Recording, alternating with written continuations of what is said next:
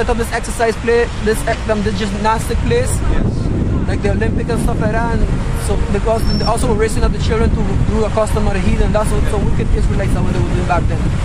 So that's what I basically started about. Okay? Now go to Jeremiah chapter 10,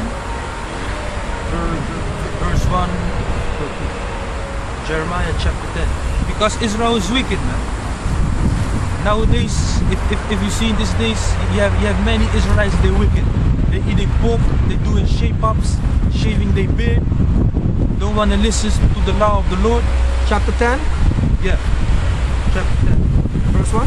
Yeah, verse 1. Jeremiah. Verse 1 and 2. Okay, so it says, hear ye the word which the Lord speaketh unto you, O house of Israel. You heard what the Lord said? The Lord said, hear ye the word that the Lord speaketh unto you, O house of Israel. Read on. Thus saith the Lord. Thus saith the Lord. Read on. Learn not the ways of the heathens. Learn not the ways of the heathen. And be not dismayed at their signs of heavens.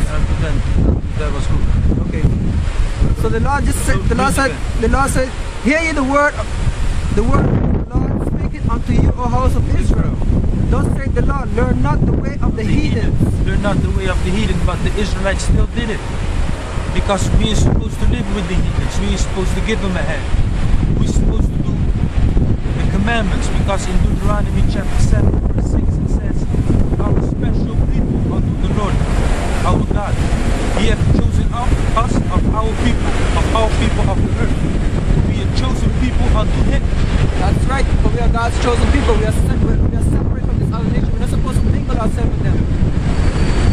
From the beginning, the Lord separated the sons of Adam. You understand? We're not the same like those heathens. We're not the same. We are the chosen people of the Lord. That's right. And not only we are the same, but our spirit is other from them, you know.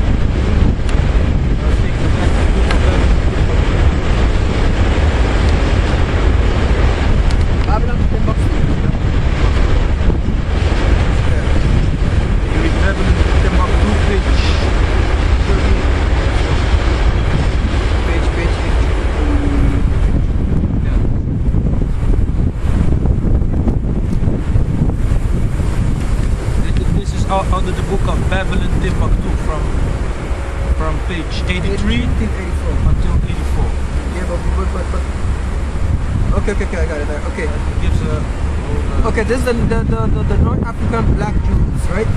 In the year 331, that Alexander the Greek defeated the Persian Emperor Darius at the Battle of Gaugamela, in currently called Arbela. A new master emerged of the world stage and transformed the history of the culture of 3 continents. However, Alexander died in the prime of his life at 32 because of debauchery and exhortation, which means just pure wickedness. Before the death of Alexander, his desire was to establish a Eurasian state. His scheme was to amalgamate the Greek with the Asians. This was implemented because when the Greeks ruled, they went to many countries and they made babies. That's why today in North Africa, the Israelites, the Arabs, they are light skinned, but really they are supposed to be black, dark skinned, because the Greeks came up in there and they mingled with them. Right. This was implemented by the widespread marriage of his troop with the colored woman of the East. The colored woman, because basically Esau did not have no color. So they basically said the colored woman from the East. Most of his troop remained in the subjugate countries and became absorbed into the native population. Yep. After the death of Alexander, his vast empire was divided among his generals.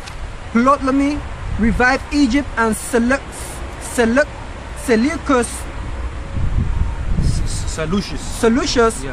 received Asia. as time elapsed, there was constant war between these two dynasties. Yeah, but between the Greece Empire and the Persian Empire. Yeah, we done?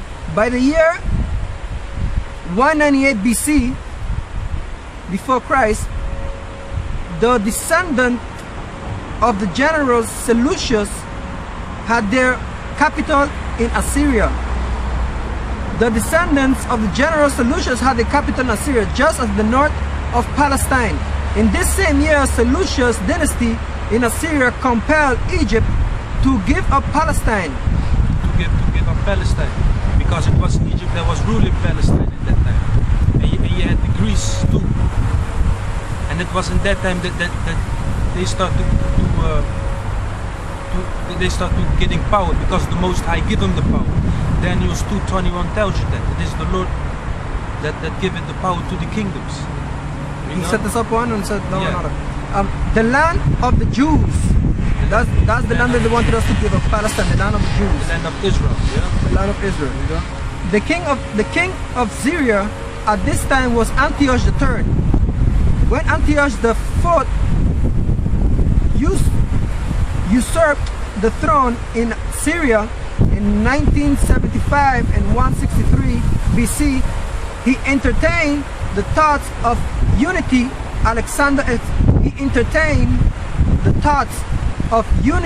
Alexander's empire.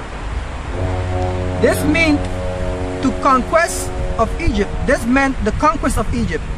However, the province that bordered on Egypt was Palestine, which stood in his way.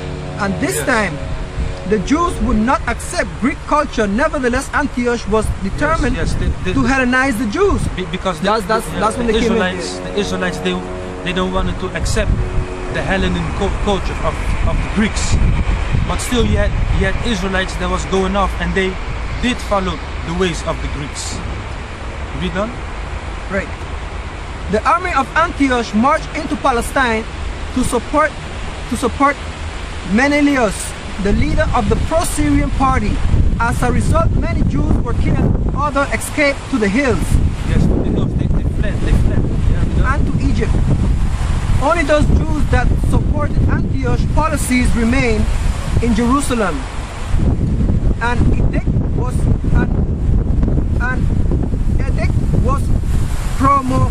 promulgated interdicting the observance of holidays. Yep. So it says that an edict was promulgated interdicting the observance of the holy days. The Sabbath and the circumcision and statues of Jupiter was erected in the holy temple above the altar. To these statues, the people brought sacrifice of pig meat that defiled the whole temple. Yes, the pig meat. They told to the Israelites, you need to eat this pig. And that's how the Greeks did to the Israelites, because they hate us. They hated us, our culture, and they hated that we was keeping the laws. You know.